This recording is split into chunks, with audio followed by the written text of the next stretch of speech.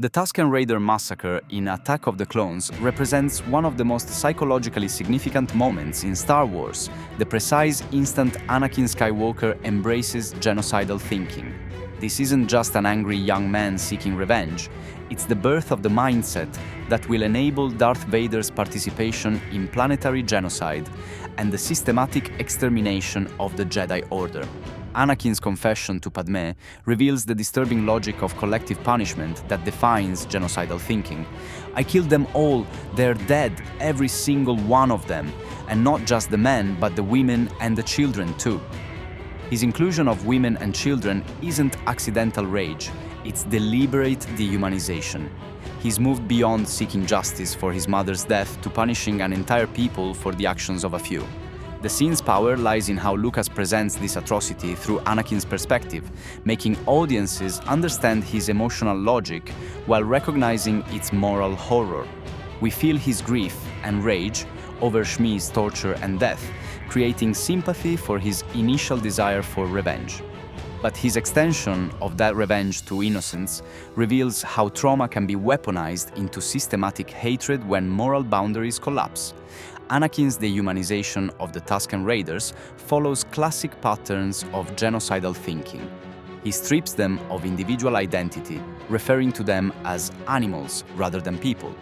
This linguistic dehumanization is crucial.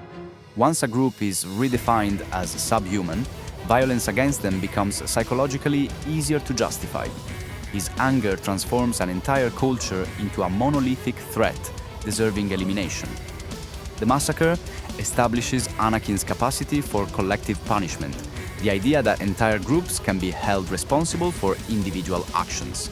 This thinking will later manifest in his support for the Death Star's destruction of Alderaan, where millions die for their government's rebellion. The psychological pattern begins here. When frustrated by his inability to protect those he loves, Anakin responds by eliminating perceived threats entirely. Padme's reaction, or lack thereof, reveals how easily society normalizes atrocity when committed by sympathetic figures. She comforts Anakin rather than confronting the horror of his actions, treating his confession as emotional vulnerability rather than admission of war crimes. Her response illustrates how genocidal thinking spreads when communities fail to hold perpetrators accountable. The scene's placement after Shmi's death creates dangerous sympathy for Anakin's actions. Lucas deliberately makes audiences feel his pain while showing how that pain can justify the unjustifiable. This reflects real-world patterns where historical grievances and trauma are weaponized to justify collective violence against entire populations. Suffering doesn't excuse genocide, but it explains how good people convince themselves to commit evil acts. Anakin's tears during the massacre reveal the psychological cost of embracing genocidal thinking. He's not a remorseless killer, but someone who's made a conscious choice to abandon moral constraints. His grief shows he understands the magnitude of his actions while choosing to continue anyway. This makes him more dangerous than someone who kills without conscience. The massacre represents Anakin's first major step toward the dark side, not through anger alone, but through the adoption of totalitarian thinking patterns. His willingness to punish innocents for others' crimes establishes the mindset that will later enable Order 66 and the Empire's oppression. The scene connects personal trauma directly to systemic violence. Lucas uses this moment to explore how individual moral corruption enables institutional atrocity.